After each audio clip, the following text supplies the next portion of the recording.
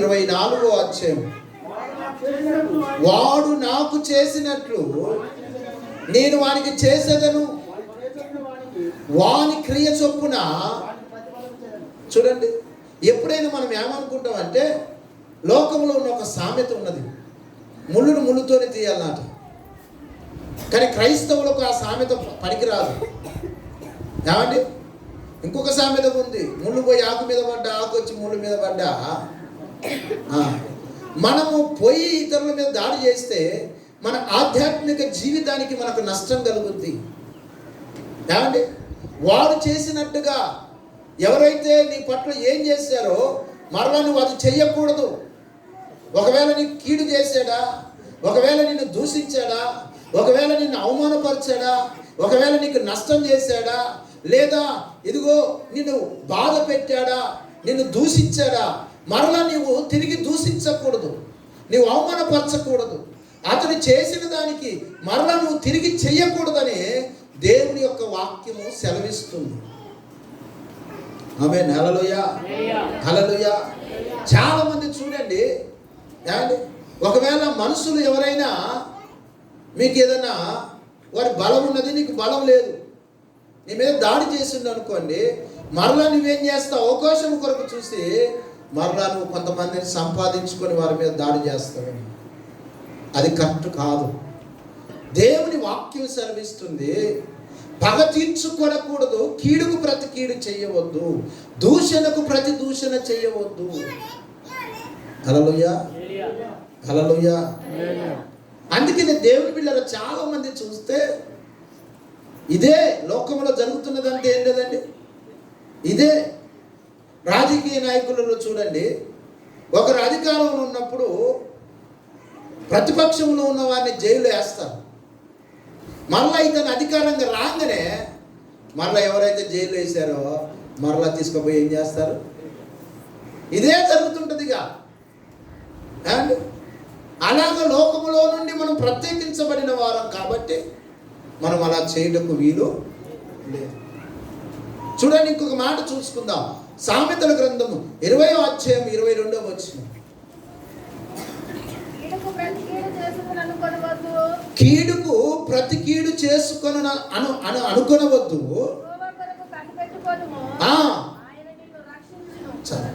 కీడుకు ప్రతి కీడు ఎప్పుడు కూడా చేయొద్దండి. చాలా మంది జీవితాలు చూస్తే ఎవరు నాకు కీడు చేశాడు కాబట్టి నేను కూడా అలా అనొద్దు. ఒకవేళ ఇతరులు మీకు కీడు చేశారు, ఏమండి, నేను గాయపరిచారనుకొని ఏదో సంథింగ్ నీకు జరిగింది, మరలా నువ్వు రిటర్న్ కీడు చెయ్యకూడదు. హల్లెలూయా, హల్లెలూయా. అందుకనే దేవుని బిడ్డలారా, పరిశుద్ధ గ్రంథం చెప్తుంది, బైబిల్ చెప్తుంది, దేవుడు చెప్తున్నాడు ఏంటిదంటే పగ తీర్చుకొనవద్దు, కీడు మీరు చేయవద్దు. చూడండి, యేసు ప్రభు ఆయన సువార్త ప్రకటిస్తున్నప్పుడు ఆయన ఒక గ్రామానికి వెళ్ళి సువార్త ప్రకటించడానికి సిద్ధపడుతూ ఉన్నారు. ఆయన కంటే ముందు శిష్యులు ఉన్నారు. ఎవరు? యాకోబు, యోహాను, పేతురు, యాకోబు, యోహాను. ఒక గ్రామానికి వెళుతున్నప్పుడు వారు అక్కడ అడ్డగించారు కొంతమంది వ్యక్తులు. అడ్డగిస్తే యాకోబుకు, యోహానుకు కోపం ఎక్కువ. ఏంటిదట? కోపం ఎక్కువ. ఎవరైతే అడ్డగించారో వెంటనే యేసు ప్రభు దగ్గరికి వచ్చి అంటున్నారు, ఆకాశం నుండి అగ్ని కురిపించి వారిని చంపేయి అంటున్నారు. ఏమంటున్నారు? ఆకాశం నుండి అగ్ని కురిపించి వారిని చంపేయి అన్నప్పుడు దేవుడు అంటాడు, అలా చేయకూడదని యోహానును, యాకోబును దేవుడు గద్దించాడు. ఒకవేళ నీకు ఆటంకాలు వస్తాయి, నీకు అడ్డుపడతారు, నీ పనులకే కావచ్చు, నీ వ్యాపారానికే కావచ్చు, లేదా సువార్త పరిచర్య కొరకే కావచ్చు. అడ్డుపడ్డ వారిని నువ్వు ఎప్పుడు శపించొద్దు, వారి మీద ఎప్పుడు దాడి చేయొద్దు. కాబట్టి దేవునికి శక్తి ఉన్నది, ఆయన చేయాలనుకుంటే ఆయనకు ఎదురు నిలవగలిగిన వాడు ఎవడు? కానీ ఆయన ఏంటి అడ్డగించిన వాడిని ఏం చేయలేదట? అగ్ని కురిపించలేదు. అందుకనే దేవుని బిడ్డలారా, పరిశుద్ధుడైన పౌలు గారు అంటున్నాడు, ఏమంటున్నాడు తెలుసా? ఏమంటున్నాడంటే పగ మీరు తీర్చుకోవద్దు. పగ, దూషణకు ప్రతి దూషణ చేయకూడదు. చాలా మంది ఇదే, దేవుని నమ్ముకున్న తర్వాత, ప్రభుని వెంబడిస్తున్న తర్వాత, ప్రభువులను పాలు పొందుతున్న తర్వాత క్షమించే మనసు ఉండాలా? దేవునికి విడిచిపెట్టవలసిన ఆలోచన నీకు ఉండాలి. హల్లెలూయా. చూడండి, ఒక భక్తుని మీకు చూపెడతాను. ఒక భక్తుని, ఆయన కీడుకు ప్రతి కీడు చేయలే, దూషణకు ప్రతి దూషణ చేయలే. ఆయన జీవితంలో ఎంతగా దేవుడు ఆశీర్వదించాడంటే, ఆయన యొక్క క్రియలను బట్టి దేవుడు ఆశీర్వదించాడు. చూడండి, భక్తుడు ఎవరా? భక్తుడు అంటే దేవుడరా, దావీదు భక్తుడు, కీర్తనకారుడు దావీదు. దావీదుకు ఎంతమంది శత్రువులు తెలుసా? ఏమండి, అనేక మంది శత్రువులు ఆయనకు. ఏమండి, తన కడుపున పుట్టిన వారు కూడా తనను చంపాలని చూసిన వాడు. ఏమండి, మేలు చేస్తే మేలుకు ప్రతిగా కీడు చేసిన వారు ఆయనకు ఉన్నారు. ఏమండి, ఇప్పుడు తన గర్భంలో పుట్టిన వాడు తనను చంపాలని చూశాడు. ఏమండి, ఏమంటే మేలు చేస్తే మేలు చేసిన వారు కూడా అతను దూషించారు. ఇంకోటి, ఆయన కాడ మంత్రిగా ఉన్న లేదా పనివాడుగా ఉన్న అతను అతన్ని దూషించాడు. ఇవన్నీ కాదు, అతను ఆశీర్వదించబడుతుంటే ఆ ఆశీర్వదించబడిన స్థితిని చూసి, ఆ ఘనతను చూసి, అతని స్థానంలో ఇంకొక వ్యక్తి అతన్ని చంపడానికి ప్రయత్నం చేశాడు. అర్థమవుతుందా? ఆకలిస్తుందా? శిరీషమ్మ గారు, అర్థమవుతుందా? నేను పొద్దుగాల వచ్చినాయి గారు, నన్ను విడిచిపెడితే నీకు వందనాలు. నేను ఆకలికి తట్టుకునేలా గుంపులో ఉన్నాను, అందులో నువ్వు ఉన్నావు, అనుషం ఉంది, నేనున్నా. హల్లెలూయా, హల్లెలూయా. చూడండి, దావీదు ఆయన కీడుకు ప్రతి కీడు చేయలే. చూడండి, దావీదు జీవితంలో దావీదు తన పనివారితో లేదా తన సైన్యంతో ఇతరులకు మేలు చేశారండి. చూడండి, ఎవరు ఆయన అంటే, చూడండి, సమూయేలు మొదటి గ్రంథము చూడండి 25వ అధ్యాయము 33వ వచనం చదువుకుందాం. మొదటి మాట, సమూయేలు మొదటి గ్రంథం, తీర్చుకొనకుండా ఈ దినమున నన్ను ఆపినందుకై నీవు ఆశీర్వాదము నందుదువుగాక అని ఆమెతో చెప్పాను. ఇటు తలలు ఎత్తండి, పైకి తలలు ఎత్తండి. అందరు పురుషులు స్త్రీలు తలలు పైకి ఎత్తండి. ఆ రెడ్డే గారు లేపండి. హల్లెలూయా, హల్లెలూయా. చూడండి, దేవుని బిడ్డలారా, నాబాలు అనే ఒక వ్యక్తి ఉన్నాడు. అతడు ధనవంతుడు. అతనికి విస్తారమైన గొర్రెల మంద, చాలా మంద ఉందండి. చూడండి, గొర్రెలు కాసుకునేవారు ఒక చోటన ఉంటారా? హల్లెలూయా, హల్లెలూయా. ఒక చోటన ఉంటారా అండి? వాళ్ళు ఉండరు. నిన్న సాగర్ పోతున్నాం, వైజాగ్ కాలనీ పోతున్నప్పుడు ఖమ్మం నుంచి భద్రాచలం పోతుర్రట. ఎక్కడి నుంచి వస్తురో సుదూర ప్రాంతం నుంచి దేవరకొండ పోతురు నడుచుకుంటారు, గొర్రెలు దొరుకుతారు. చూడండి, అలాగే ఈ యొక్క నాబాలు యొక్క పనివారు గొర్రెల మందను తోలుకొని దావీదు నివసిస్తున్న స్థలములో వారి మందను మేపుకుంటున్నప్పుడు నాబాలుకు అతని పనివారిని పెట్టి సింహమైనను ఏ మనుషుడైనను హాని జరగకుండా నాబాలుకు సహాయం చేసిన వారు ఎవరంటే దావీదు. ఇటు అందరు బాగా అయినట్టు. నాబాలుకు సహాయం చేసింది ఎవరు? దావీదు పనివారు పంపించి ఏమి కాకుండా సహాయం చేసిండు. వాళ్ళు మేపుకున్నారు, మందలు వెళ్ళిపోయినాయి. కానీ దావీదుకు ఒకసారి అవసరం పడ్డది. ఒకసారి ఏం కావాల్సి వచ్చింది? కొంత ధనము, భోజనము అవసరం వచ్చేసింది వారి పనివారి కొరకు. చూడండి, మేలు చేశాడు కదా నాబాలుకు. నాబాలు ధనవంతుడు కదా అని నాబాలు యొద్దకు దావీదు పనివారిని పంపిస్తే అప్పుడు నాబాలు ఏమంటున్నాడంటే,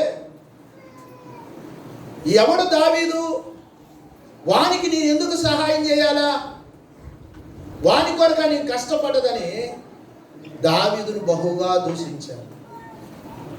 చూడండి, సహాయం చేయకపోతే నాకు అది లేదంటే పంపిస్తే మంచిగా ఉంటుంది. కానీ సహాయం పొందిన వాడు సహాయం చేసిన వాడిని ఏం చేశారు చూడండి. చాలా రోజులలో కూడా మనం మనుషులలో చూస్తున్నాం, మేలును మర్చిపోతున్నారండి.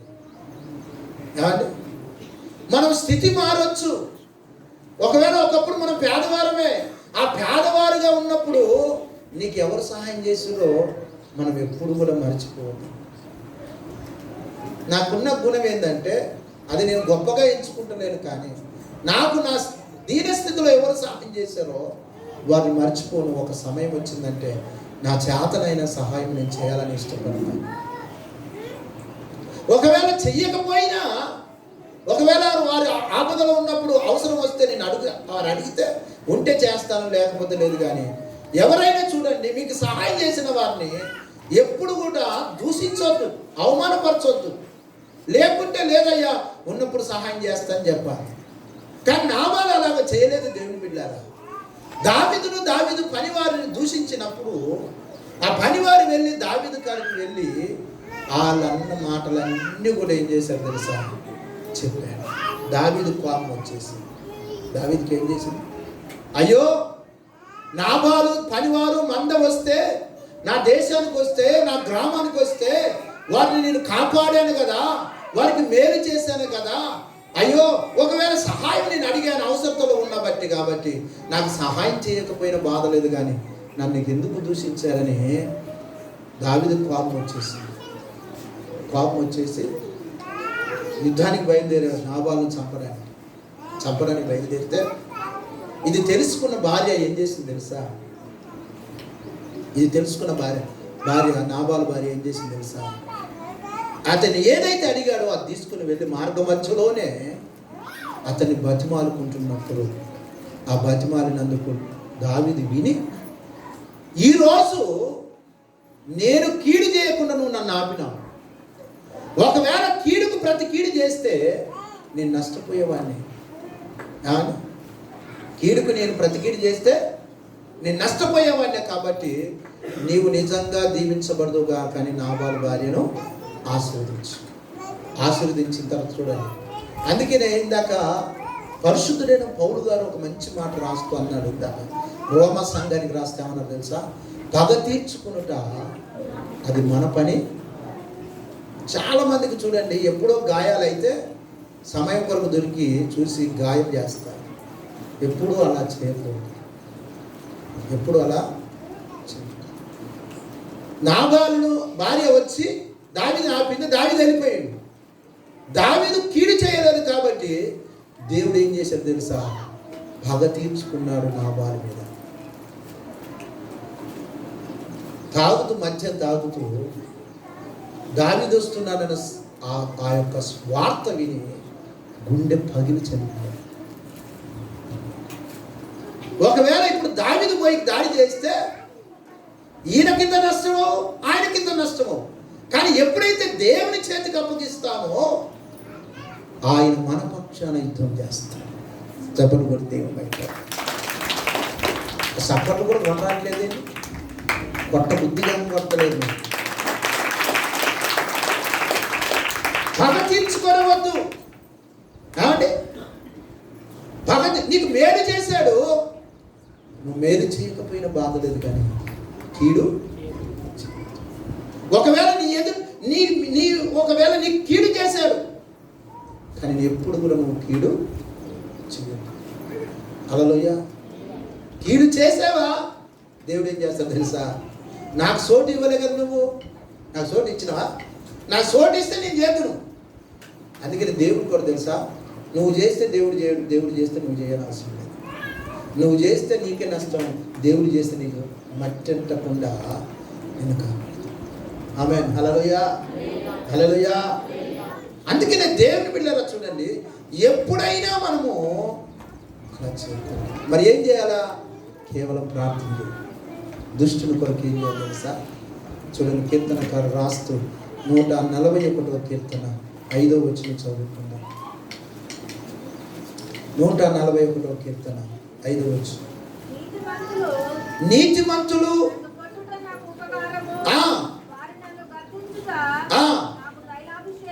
తైలాభిషేకము చదువు.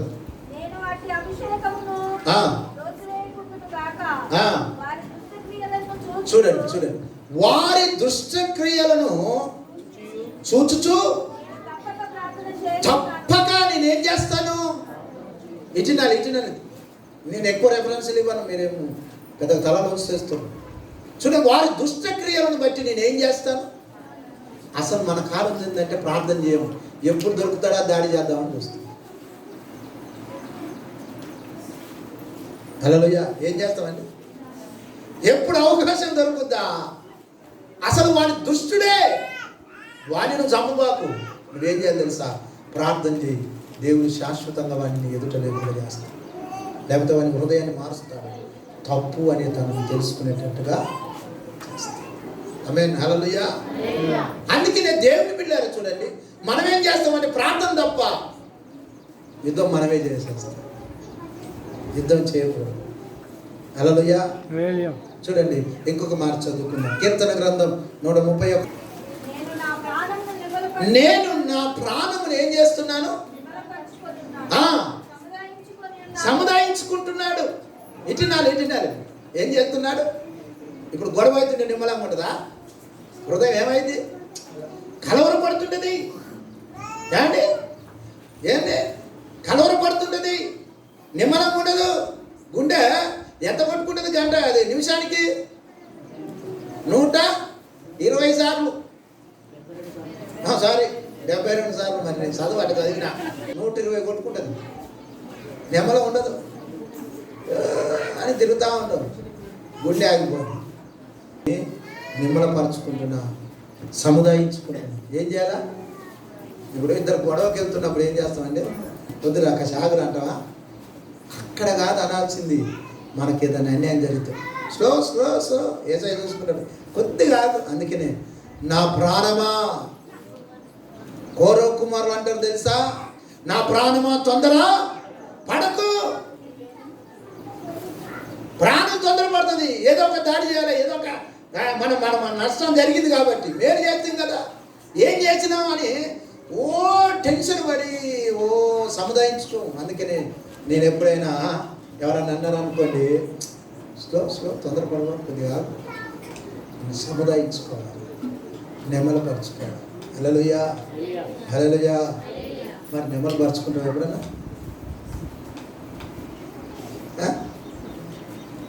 మనకు మాత్రం ఆవేశం ఎక్కువ. హల్లెలూయా. రెండో మాట, ఇప్పుడు రెండోది దావీదు జీవితంలో సమూయేలు మొదటి గ్రంథం 24వ అధ్యాయం 17వ వచనం చదువుకుందాం. సమూయేలు మొదటి గ్రంథం 24వ అధ్యాయం. యెహోవా నన్ను చంపక విడిచినందుకు నేను నీకు అపకారం చేస్తే నువ్వు నాకు ఉపకారం చేసిన వాడైనందున గనుక ఇచ్చినాను. చూడండి, సౌలు దావీదు.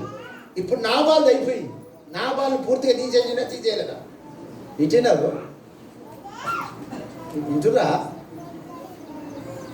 టైంకాయ చూసి దావీదు శత్రువులలో రెండో ఆయన ఎవరు? సౌలుకి ఏమైనా అన్యాయం చేసిండ దావీదు? ఏం చేయాలి? అసలు సౌలుకు దావీదుకు పంచాయతీ ఎక్కడిది? ఏం లేదు, పంచాయతీ ఏం లేదు.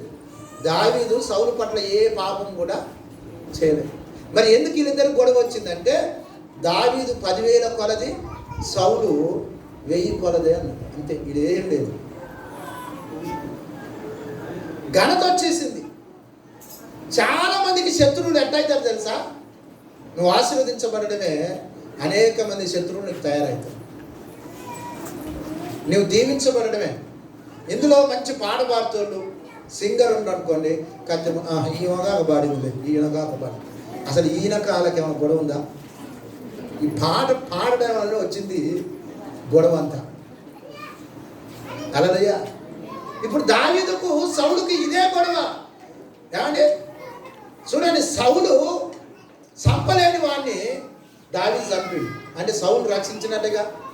ఏమండి గొల్లియాతును చంపింది ఎవరు? దావీదు.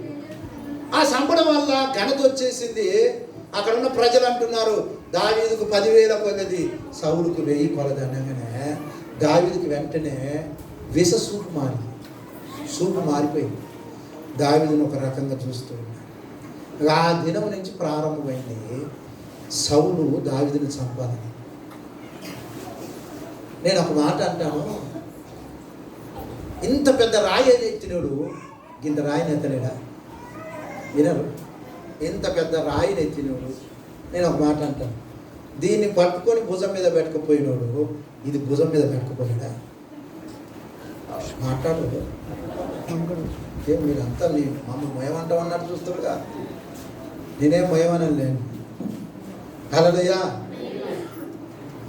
దావీదును సౌలు తరుగుతూ ఉన్న కొద్దీ పారిపోతున్నాడు తప్ప ఎదురు దాడి చేస్తాడు. ఎందుకు దాడి చేస్తలేడు? శాంతగానుడా? కొట్టలేడా సౌలు? వినరు. కొట్టలేడా? ఎందుకు కొట్టలేడు? ఒకసారి మనం ఆలోచన చేద్దాం. ఇందాక చెప్పాను, ఇది ఎత్తుకున్నాడు, అది ఎత్తుకోవడం కష్టమా? 6 ఫీట్ల నర బలాఢ్యుడు గొల్లియాతును చంపిన వాడు సౌలును ఒకటే దెబ్బలు కనిపించాడు. అసలు గొల్లియాతును చంపినవాడు ఎవడు? సౌలు యొక్క సైన్యం. ఈయన చంపలేని ఆయనను ఈయన చంపిండు. ఈయనను ఒక లెక్క. కానీ దావీదు ఏంటంటే అభిషేకించిన వాడిని చంపకూడదు అనుకున్నారు. రెండోది, ఆయనకు అధికారం ఉన్నది. రాజుకు అభిషేకించబడిన వాడు కదా. ఎన్ని మారు తరుగుతున్నా పారిపోయాడు తప్ప దాడి చేయలేదు. ఒకరోజు యుద్ధానికి బయలుదేరి చూడండి, అప్పుడన్నీ నడిచి యుద్ధం చేసేది కదా. ఒక స్థలంలో నిద్రపోయారు. నిద్రపోయినప్పుడు ఎవరో చెప్పారు, దావీదు నాయన మనకు సౌలు చేతికి దొరికిండు, ఇప్పుడు ఆయన చంపేద్దాం రాను. నువ్వు ఏం చంపొద్దు, నాకేం ప్లాన్ చేయద్దు, కానీ ఆడలో చెప్పాను పలానా కాడ గాఢ నిద్రలో ఉన్నాడు అంటే ఇద్దరు వచ్చి చూసేసరికి గాఢ నిద్రపోయింది. ఏం దుప్పటి కప్పుకోరు, నిద్రపోయింది. దుప్పటి కొంత ముక్క కోసుకోండి. ఏం కోసుకోండి? ఎందుకు కోసుకుంటే చెప్తాను. ఆయన కాడ ఏదో చెప్పో ఏదో ఉంటే తీసుకోండి. దూరం వెళ్ళి సౌలా సౌలా అని పిలుస్తుంది.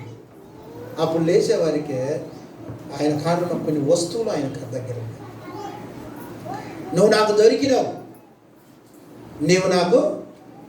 దొరికినావు, నేను నిన్ను చంపలేదు, నేను నిన్ను చంపనన్నాడు అంతే.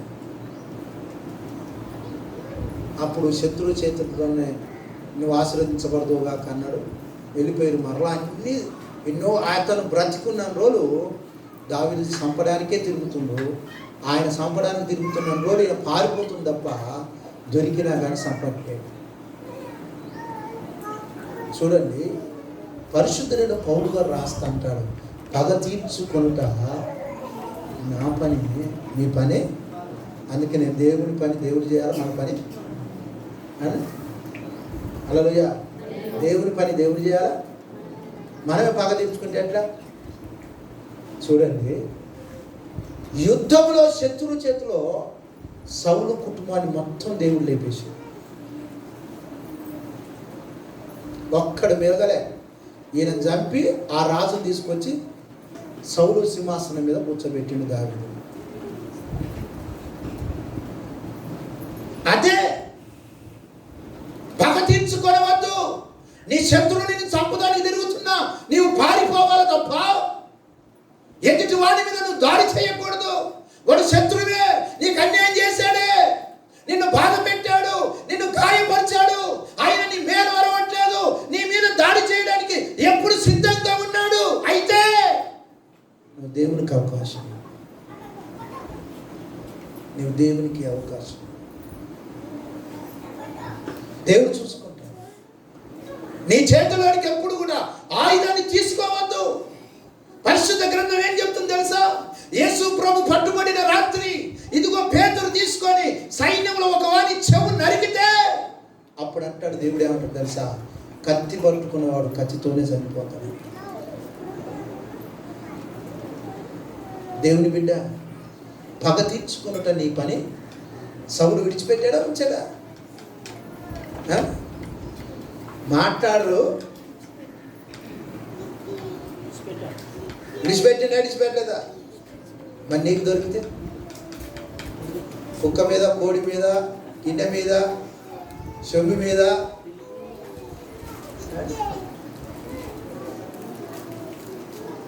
ఒక ఆమె అంటుంది, నేను వింటున్నా, పిల్లికి బుద్ధి లేదట. ఏంటట? నేనేం చెప్పజాల, నేను ఎక్కువగా చెప్పను. ఇక ఇంట్లో సహజంగా జరిగేది, అత్త కోడలు జరిగేది. గిన్నె ఆ కూర గిన్నె ఆడేస్తుంది, ఈ గిన్నెకు బుద్ధి లేదంటుంది. ఈ అత్త కోడల మధ్య జరిగేయిగా. నేను అంటాను, ఒకవేళ వాళ్ళ అన్న గిన్నెకు బుద్ధి లేదన్నా నువ్వు సప్పుడు అంటు. గిన్నె సంగతి గిన్నె దేవుడు చూసుకుంటాడు. గిన్నె సంగతి దేవుడు చూసుకోడా? నా భక్తులను ముట్టిన వాడు నా కనుగుడ్డును ముట్టినట్ట. నా భక్తుల మీద చెయ్యి వేసేవాడిని నేను విడిచిపెడతా, నువ్వు విడిచిపెడతావు, కానీ నా బిడ్డల మీద చెయ్యి వేసిన వాడిని నేను ఎప్పుడు కూడా విడిచిపెట్టమంటాడు దేవుడు. హల్లెలూయా. ఇప్పుడు నాబాలు చాప్టర్ క్లోజ్ అయిపోయింది. సౌలు చాప్టర్ అయిందా? ఉందా? చెప్పరు. ఉందా? ఇంకేమన్నా? యుద్ధంలో అందరూ చచ్చిపోయాడు. ఆయన రాజ్యం కాస్త ఆయనకు. అందుకనే బాగా సరే, ఇంకొక మాట చెప్తా. దూషణ. ఇప్పుడు కీడుకు ప్రతి కీడు. కత్తికి ప్రతి కత్తి పట్టుకోవద్దు. అర్థమైందా? ఇప్పుడు నాబాలు చాప్టర్ క్లోజ్ అయిపోయింది. సౌలు కత్తి పట్టుకుంటే ఏమన్నా యుద్ధానికి పోయిండారా? మాధవ్ పోయిండా? పోలే కదా. ఇలా మనం బోధలు యుద్ధానికి నా మీదకి రా, నేను మౌనంగా ఉంటాను. హల్లెలూయా. సరే, మూడోది దూషణకు ప్రతి దూషణ. చూడండి, దావీదు జీవితంలో కనకాన్య మంత్రివర్గంలో మంత్రి అండి. దావీదు కాడ ఎంతోమంది మంత్రులు ఉన్నారు. ఆ మంత్రి ఎవరయ్యా అంటే చూడండి, షిమ్యోను. 13వ అధ్యాయమో ఎన్నో అధ్యాయం ఉంటుంది, చదవండి.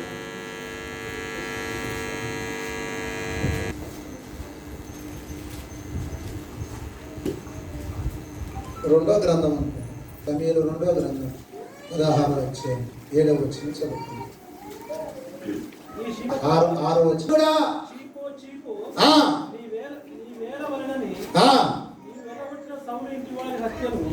ఒక మాట సెలవి, తల తీసుకొని నీకు కొబ్బరికాయ పట్టుకొచ్చినట్టు పట్టుకొస్తాను. ఏమన్నాడు? కొబ్బరికాయ పట్టుకొచ్చినట్టు. మధ్యకాలంలో వేరే రాష్ట్రంలో ఉన్నట్టు. ఎక్కడ? వేరే రాష్ట్రంలో ఎవరో ఒక వ్యక్తి అట తన చెల్లెను పాడు చేసింది. ఏం చేసింది? పాడు చేస్తే అన్న సమయం చూసి ఆ తలకాయ తీసుకొని స్టేషన్కి వచ్చేసి ఏం చేసింది? అలాంటి యుద్ధ వీరులు ఇలా ఉన్నారా? ఎందుకు లేదు? తలకాయ తీసుకురాలి. కత్తితో చంపరు. కత్తితో చంపితే తక్కువ, అది ఏమంత ఉండదు. మాటతోనే చంపితే మనిషి కత్తి వలన తొందరగా చావడు. మాటకు కథం అయిపోతుంది. హల్లెలూయా. ఇప్పుడు తిడుతూ ఉంటే అభిషేక్ అంటున్నాడు, రాజా ఒక సెలవిస్తే వాడిని చంపి తీసుకుని వస్తా, తల తీసుకొస్తా అంటే దావీదు చక్కటి మాట అన్నాడు తెలుసా? దేవుడు తిట్టడానికి అతనికి అవకాశం ఇచ్చాడు. దేవుడు తిట్టడానికి ఏం చేశాడు? అవకాశం ఇచ్చాడు. తిట్టని ఆ తిట్లు కాస్త నాకు దీవెనకరంగా దేవుడు మారుస్తాడు. ఎవరికి ఇచ్చిందండి ఈ చేతికి? చెప్పండి, అందరి పెట్టి. ఇప్పుడు మిమ్మల్ని తిడితే ఏం చేస్తారు మీరు?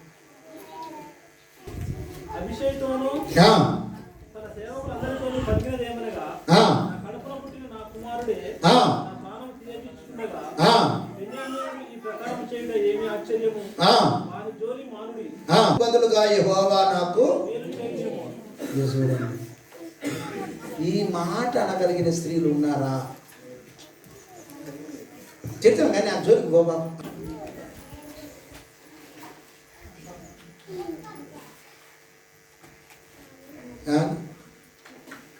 అందుకనే దేవుని బిడ్డలు చూడండి, తిట్టేవాడిని తిట్టని. నేను ఒకసారి చెప్పాను, మళ్ళీ మీకు అర్థం కాదన్నట్టుంది. ఈ పక్క ఇంట్లో సరే అందరు దేవుడు నమ్ముకున్న వాళ్ళు ఉంటారా? ఉంటారా అండి? ఎట్లా సుగనక్క కాబట్టి నమ్ముకుని, అక్కడ కళ్యాణ్ నమ్ముకోవాలా, ఆ సినిమా గారు నమ్ముకోవాలా, వెనక నమ్ముకుర్రు, ఇటు సైడ్ ఉన్నది. సో అంటే సౌండ్ వస్తుందనో ఏదో వస్తుంది. తిట్టాను దూప ఇది చచ్చిపోతాడు తాగినాక తిట్టు అన్నాడట పాస్టర్. పాస్టర్ సలహా ఏం పాస్టర్ అని ఆడబెట్టింది మారిపోయింది. ఇట్లా తిట్టి తిట్టి తిట్టి తిట్టి లాస్ట్కి చర్చలు వచ్చి కూర్చుంది. ఈ పాస్టర్ నేను ఇస్తూనే ఉంటుడు. నేను అంటాను, నేను ఇంట్లో తిట్టే వాళ్ళకి నీరు నిప్పుల మీద నీరు పోస్తే ఏమైంది? మరి నువ్వేం చేస్తావు? ఇంకో కట్టేసి మీ అమ్మకి చెప్పి, మీ తాతకి చెప్పి, వచ్చినోని చెప్పి, పోయినోని చెప్పి, నువ్వు దూపాయి చేస్తావు. వాళ్ళకు కూడా దూపాయింది, వాళ్ళు కూడా వచ్చి తిట్టి. ఎందుకు బాధ? నేను నేర్చుకున్నది అది. చాలామంది జానే మౌనం ఉంటున్నాడంటే మౌనము ప్రమాదకరం. ఇప్పుడు తెలుసా, క్రైస్తవుడు నిద్రించుచున్న సింహం. ఒక ప్రార్థన వీరుడు లేదా ఆధ్యాత్మికంగా ఎదిగిన వాడు ఎప్పుడు దూషణ చేయడు. దూషణ చేస్తేనే అపాయం లేనట్టు, దూషణ చేయకుంటే ప్రమాదం దాగి ఉంది. నేను అందుకనే ఎవరిని ఏమన్నాను, వింటాను. కొన్ని మార్లు నాకు కూడా ఆవేశం ఆయాసం అందరికి వస్తుంది. నేను కూడా మనిషిని కదా, అప్పుడు అంటాను కొద్దిగా కొద్దిగా కొద్దిగా కొద్దిగా. మా అమ్మగారు అప్పుడప్పుడు పని చేయను కదా, నేను ఓ పెద్దగా ఆవేశపడుతుంది. ఈ కూల్ నీకే బీపీ పెరుగుతుంది, బీపీ ట్యాబ్లెట్ స్టార్ట్ అయింది, నాకేం బీపీ స్టార్ట్ కాదు. నేను అందుకని అంటాను అప్పుడప్పుడు, అనుషమ్మ, సంతోషమ్మ, రజనమ్మ, ఈ జాతి అంతా ఒకటి. అశోక్, ఆనంద్ గారు, చానా పాత్ర గారు, ఈ జాతి ఒకటి. మౌనం ఉంటారు ఇక అంతే. ఆనందాన్ని చూడు, బయటకు వచ్చినప్పుడు అంటాడు, సంతోషం చూడగానే. ఇతరులు తిడితే వాళ్ళ జోలికి పోవాక, వాళ్ళని చెప్పించు, మీరేమనవాక, అని తిట్టుకొని లాస్ట్కి సీను దావీదు దగ్గరికి వచ్చి తప్పు ఒప్పుకొని తన పనిలో మరలా చేరాడు. చపలు వెళ్ళేవాడు. ఇప్పుడు పగ తీర్చుకుంటే దాని దగ్గరికి వచ్చేవాడు. అందుకే నేను అంటాను, పగ తీర్చుకోవద్దు. అది ఎవరి పని? అది ఎవరి పని అంట? మరి మనం చేస్తే ఎట్లా? చేస్తాడు ఎంతమంది మీరు చూసుకోరు కదా. ఒక మాట ముగించేస్తాం. 3 మాటలు అయిపోయింది. 4 వచ్చి 15 నుంచి.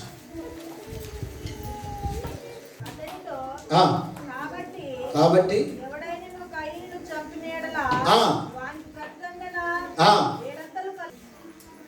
నరహంతకుడు ఇటిన కయ్యను ఎవరండి? దేవుడు శపించారు.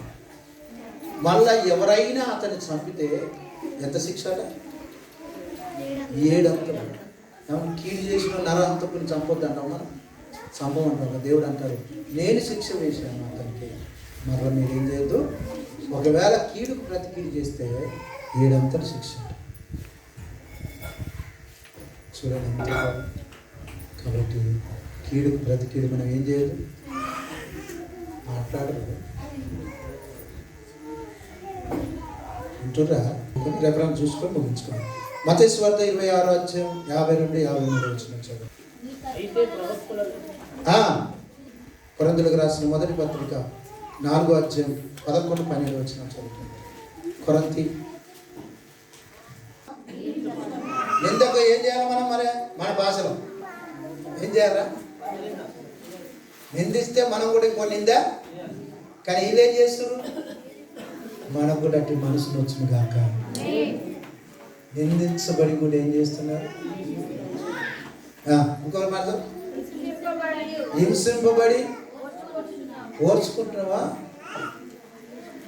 హింసించబడుతున్నావు. ఎవరి చేతనో, అత్త చేతనో కోడల చేతనో హింసిస్తుంది నిన్ను. మరి ఓర్చుకుంటున్నావా? ఓర్పాట ఊరుగల్లా పట్టణం దైవజన్ చెప్పాడు. ఓర్పాట కోడిగుడ్డు కూరెటికడే అయిందట. కోడిగుడ్డు ఏమైంది? తర్వాత ఇప్పుడు అది చెప్తే సమయం లేదు. కూర ఎట్టయిందో కూర ఎట్టుక ఇందాక బాతలా ఇచ్చింది 10 గుడ్లు. నాకు 10 కూరటికలు ఎంత అయింది తెలుసా? చెప్తాను. ఓర్చుకోవాలి. హింసించబడుతున్నావా, ద్వేషించబడుతున్నావా, దూషించబడుతున్నావా, నష్టపోతున్నావా, ప్రభుకు చెప్తూ ప్రార్థన చేస్తూ ఓర్చుకో. ఉందా ఏమన్నా? ఇందాక చెప్తేగా తిడితే తిట్టినవా కానీ తాగి తిట్టాను మళ్ళీ తిడతాడేమో చెప్పి. ఇందులో అత్తలు ఉన్న వాళ్ళు ఎంతమంది చేతులు ఎత్తి? అత్తలు మెత్తలు కాదు, మెత్తలు తలదిల్లు కాడేసుకునే మెత్తలు కాదు. అత్తలు నత్తలు కాదు.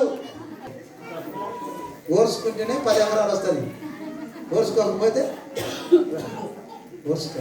హల్లెలూయా. ఇంకొక మాట చదువుకుంది. తెస్సలోనికి రాసిన మొదటి పత్రిక 5వ అధ్యాయం 15వ వచనం. ఎంత నేను తక్కువ చేయాలని చూసినా పోతనే ఉంటుంది. కీడుకు ప్రతి కీడు చేయకుండా చూసుకోవాలి మనమే.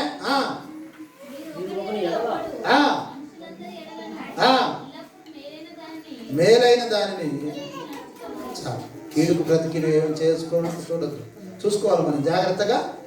పేతురు రాసిన మొదటి పత్రిక 3వ అధ్యాయం 9వ వచనం ముగింపు మాటగా ముగించుకుందా. 3 గంట అయిందాయా? ఇలాంటి తల్లులు ఉంటే, ఇలాంటి తల్లులు, ఇలాంటి కోడళ్ళు, ఇలాంటి అత్తలు, ఇలాంటి అల్లుళ్ళు అంటే ఎంత దీవెనో. ఈ ప్రాంతం అంటే ఏమైపోద్ది? పోలీసు వాడు వస్తాడా? దూషించబడితే కూడా ఏం చేయాలట?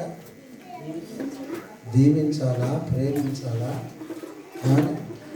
హల్లెలూయా. అందరు బ్రాహ్మణులు అట. ఒక బజార్ మొత్తం ఏమైంది? అందరు చికెన్ తినలేగా బ్రాహ్మణులు.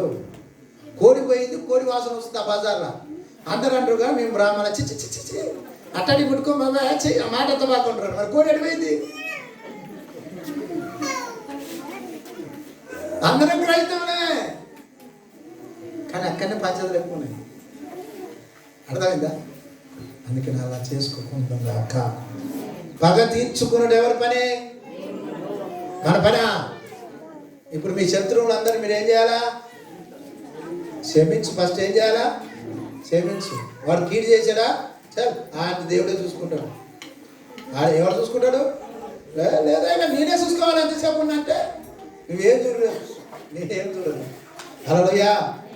కాబట్టి పగ తీర్చుకొనకుందునుగాక, వాడు చేసినట్టుగా మనం చేయకుందునుగాక. దేవుడి మాట దీవించునుగాక. తలలు వచ్చినట్లయితే